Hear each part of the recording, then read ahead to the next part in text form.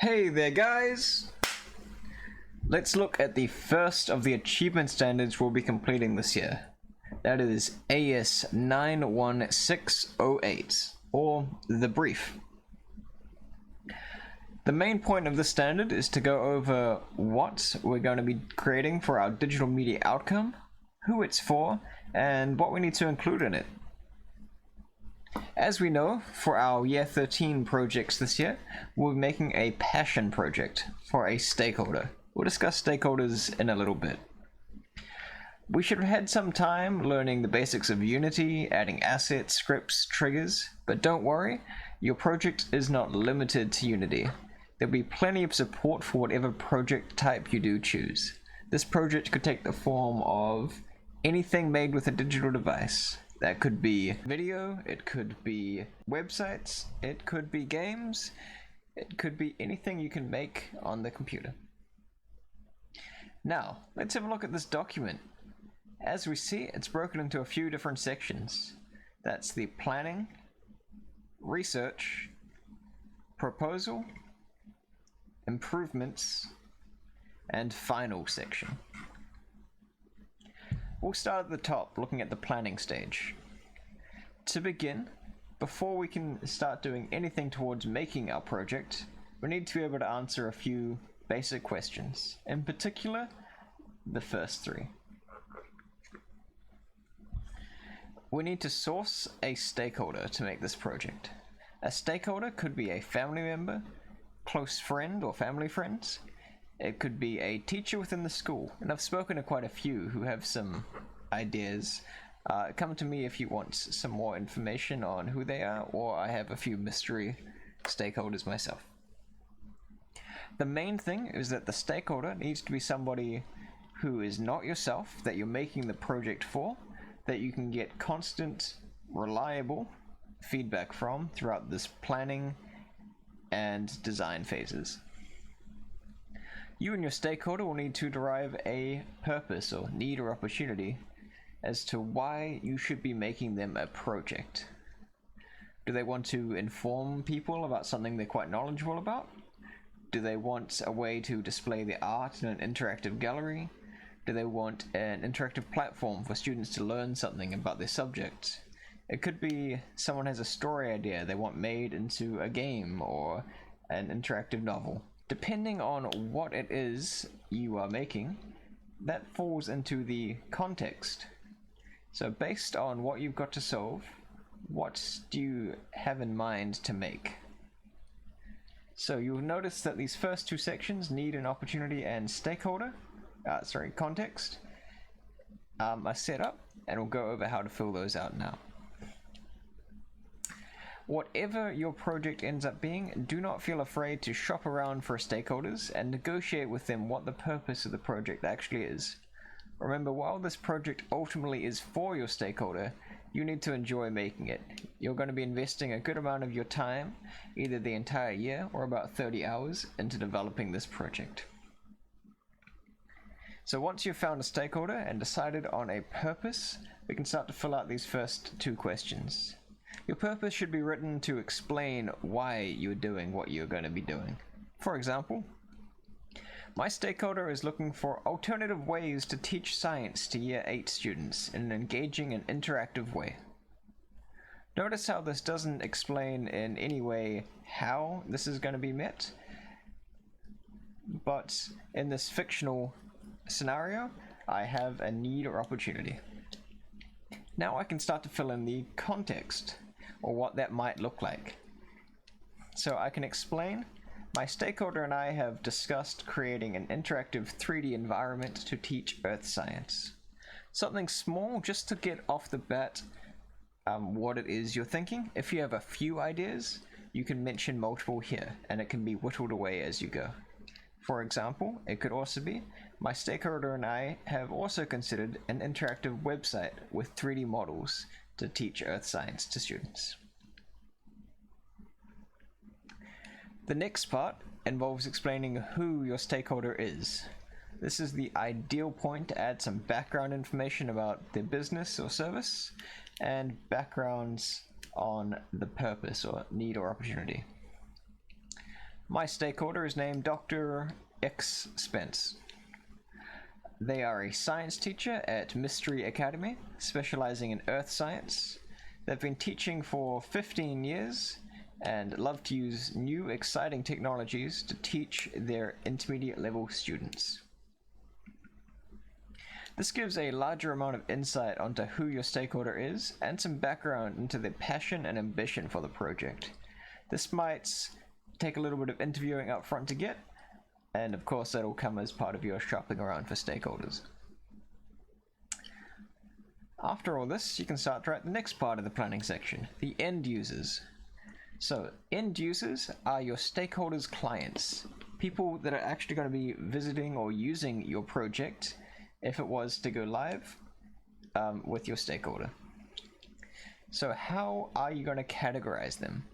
Is your stakeholder trying to target a certain gender, age group, ethnic or cultural background? Is there a shared hobby or interest you'd expect these end users to have, such as like a specific sport, or based on what your stakeholder does, you'd expect they all like Pokemon? This is where you need to put people into boxes. For example, the end user of this project will be Year 8 science of both genders with a passion for earth science. This leads into user requirements, or as it's bracketed, social requirements. These are the requirements for these specific people for this specific project. What will I need to do to target these people? For instance, my project needs to be easy to navigate, whatever form it takes. It needs to have information about earth science to a Year 8 student's level of understanding. It should use high quality assets or images where applicable, and it should be accessible on a school network. This whole section is now complete, laying out the base planning of what you're going to be doing this year. This is probably the most important part for knowing what's going on. Now we're into the research. This is where the research really kicks in. This is likely to be the largest section, as it will include a lot of screenshots, and that's one of the main things that's going to fill it up. The first part is a stakeholder interview. This is up front so you can focus your research better towards actually what your stakeholder wants. The stakeholder interview should include the questions for your stakeholder and their answers. Questions can include: what kind of project do you want me to make? Do you have an end product in mind? Is there a reference project I could look at to get inspiration from? What objectives is your project going to have? How do you intend the end users to interact with your project, etc., etc. From those answers, we can pull out things your stakeholder has identified as requirements, things they said your project needs. When looking at existing media, you should look into similar projects. They don't need to be the same in every single way. You might like one project's menu or homepage that could be doing something completely different to what your stakeholder wants. Still include that and mention why it is that you like it. Could be the images, could be the colors, could be the fonts, could be something like that. So this section is going to include a lot of screenshots. Those could be whole page screenshots or snippets of certain things. Make sure to add captions after your images to explain what it is you're trying to display. Those could be functions or features you like, aesthetic choices or fonts, colors that you think would work well. This part is all about starting to form an idea of what is out there and what your stakeholder could end up receiving. This next part, specific aspects of the media I have chosen and how I've done so. And media I have considered and how I've done so. Asking what are the unique parts of your project that you specifically need to consider adding or making because of the type of digital media it is. This could be web pages that I need to add if it was a website you're making. It could be levels or menus I should have if it's a game. The type of language you want to code an app in, the range of options. And the main point of this question here is to show that you've thought about what it is you're actually going to be making and how it may come together. Lastly, the next section is called conventions. Now that you've looked at a range of projects, it's time to start identifying similarities. This section should include a list of conventions you've found and why they would be used. Conventions are similarities within the same type of media. For instance, websites have similar navigation bars and headers. Games have similar controls and UI layouts. Apps have similar button placements and font sizes and things like that. For the example that we'll do, we'll pretend that I've decided to be making a game. So my conventions would say, most projects have menus, including a start menu. Most start menus have 3 buttons, a play or start button, a option to change the volume or other gameplay effects, and an exit button to exit out of the game. My project would need to include a menu with at least the play and exit button on its home screen. Games also use conventional controls such as the WASD or arrow keys to walk around, E or left mouse button to click and interact with stuff. I will make sure to use these so that my players do not need to learn new complex controls for my game. And on. Things that your type of media should have. Now moving on to the proposal. The proposal box looks quite a lot smaller in comparison to what we've done so far. This is focused on combining the first parts above into what an actual outcome might be. What is your solution? Now that we've looked at what exists, we've asked our stakeholder and come to some consensus on what we're going to be making, we have a lot more of an informed perspective as to what we are going to do, and we're going to write that directly in this part of the document. This is best done using the following layout.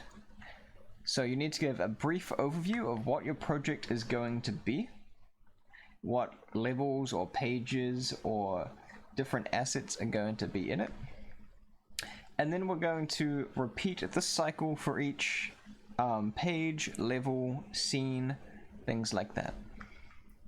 For instance, level 1, page 1, whatever that page is called. What is it going to look like?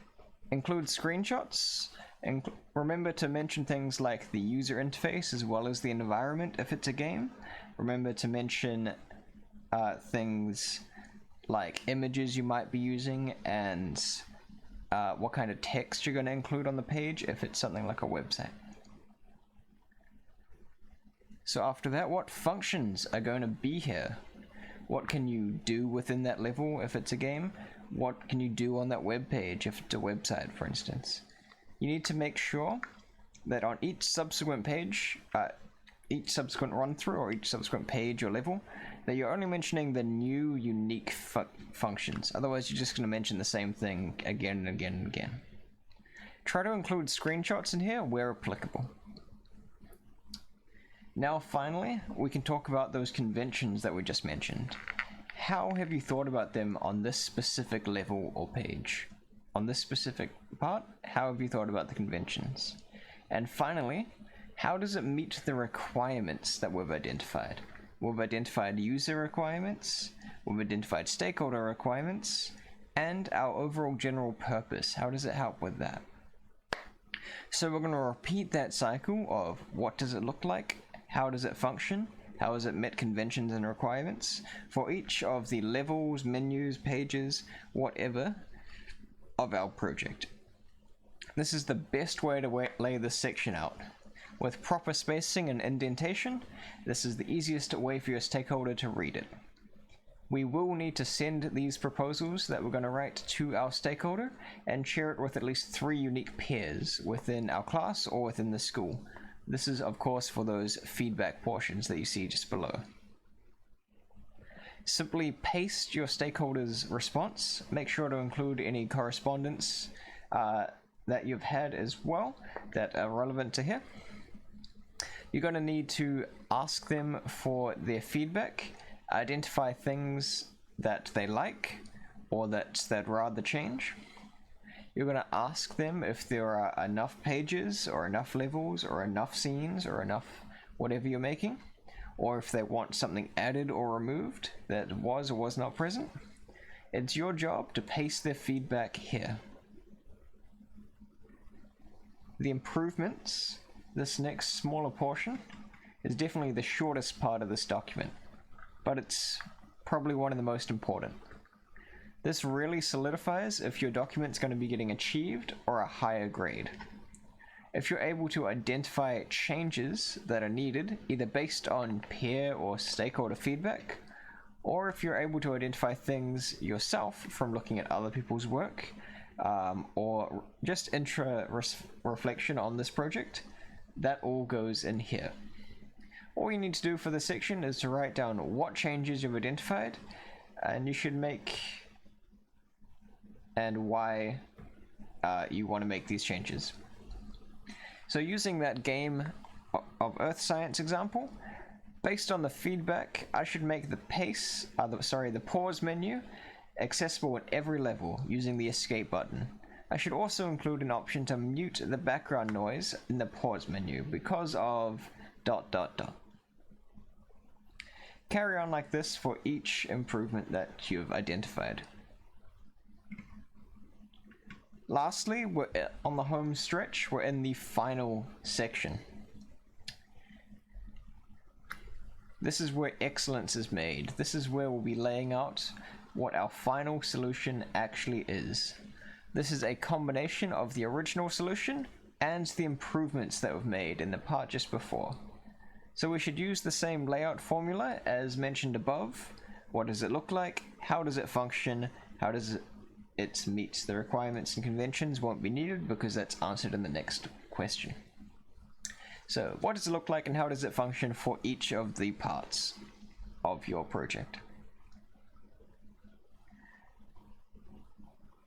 We then need to explain how our final solution solves the problem we identified at the beginning of this document. So however you've written the question at the top, how does your final solution actually help solve it? We will then need to identify how we've considered conventions and requirements of this project. Remember, once again, we spoke about all the conventions and requirements before. Now we're going to discuss relevant implications. You should be fairly familiar with these from previous years, and I'll flash a picture on the screen right now. We need to identify at least 4 or 5 implications that are relevant to our project. This is going to include either social or cultural, one of those two. One of the other side, privacy, intellectual property, ethics, something like that. We're definitely going to need functionality, as well as others I'd suggest, such as aesthetic and accessibility. For how to lay this out, simply mention the implication, for example, cultural, and then simply say how you're considering it. I'll be making sure to use correct spelling for my project when writing languages other than English. I will also be including an option to have the information about Earth Science in both English as the default and Te Reo as an option, as it will be taught in New Zealand schools.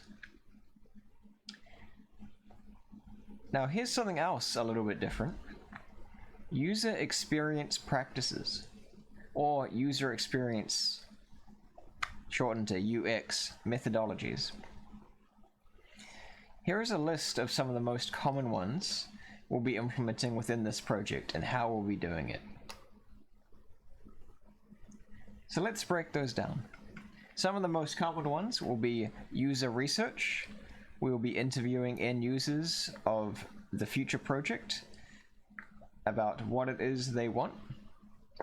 Visual design. We'll be creating a range of designs and getting feedback before we begin the development of the actual product.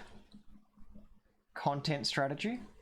While researching in more detail for the design portion of this project, I will investigate existing media and features I could include in my project, looking into how I will be implementing them and whether they are inside the scope of what I'm doing. Usability evaluation. When we begin designing and developing, we will seek feedback from peers and stakeholders about how usable the project is and where bugs are. And something like accessibility again. I'll be making sure my project is accessible by people, for instance, by making sure that my text contrasts well against background colors, so it's easily readable by those who are colorblind. Now we're down to the last two boxes, resources and scope. Resources refer to the things you're going to need to complete this project. This is a broad set of items, more broad than you may initially think. These ones here are going to apply to everyone, so make sure to include them. A resource that I will need is time. This project is due in week 6 or 7 or 8 of term 3. That includes the designing of the project and the development of it. I will have time in class to do this. I have X number of times a cycle that I can dedicate to this work, and I can also dedicate some time at home consistently throughout the year, and I can expand on that here. Another resource will be the device. The device I have is either personal or a school device.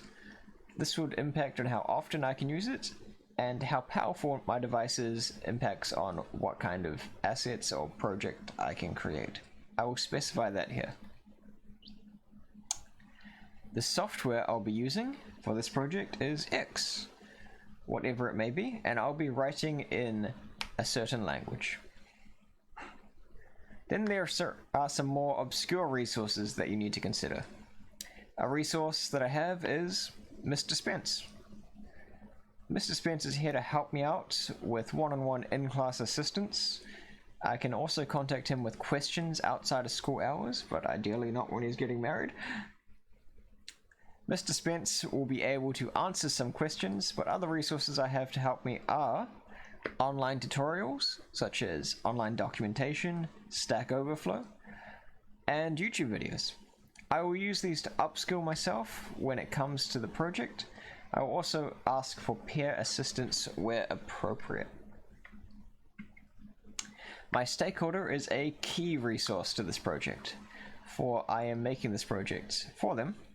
I will need to get their feedback through the planning and design stages. User testing, a methodology mentioned above, is a resource that I will utilize when I'm actually developing my project to have my peers try and break my project to identify bugs I may have overlooked. Other resources exist but are more specific to your type of project, so mention those here. Things that you're going to need to make your project. Lastly, scope. As you see, there are 3 boxes. What I hope to achieve is, at a minimum, what is your project going to have in it? To meet the requirements and to meet the purpose, what does it need? This isn't your ideal project, this is just what it needs. For instance, it's going to need X amount of pages or levels. Within those pages, I'm going to need to be able to do this, this, and this, or on these levels, I need to be able to do this, this, and this, etc., etc. What I will add, if time permits, is your ideal outcome for this project. If you have enough time, what would you like to do? For instance, I would like to have multiple levels that contain these specific features. I would like a start and pause menu and a project game over screen. I'd like to make the graphics for the start screen as a custom design using my skills I've obtained using Photopea, etc, etc. This is what your ideal game will look like. What would be cool to add, but is outside the scope of this project, is where you can really run wild with things. Make your stakeholder... this is what your perfect world scenario would have if you had unlimited time, unlimited money to make the best project ever. Maybe it could include custom 3D models or paid assets. It could include custom music, custom advertisements. You'll take every photo that you need yourself or draw every piece of art by hand. You'll add voiced characters or background music, or you'll create an entire social media advertisements campaign alongside of it. Whatever it is, it should go towards making the project better and meeting the purpose of your stakeholder. And once you've done that, this entire document is finished. You now know what you're going to be making. You now know in more detail what it's going to have on it. We're ready to move on to the next phase, which is actually designing it. But until then,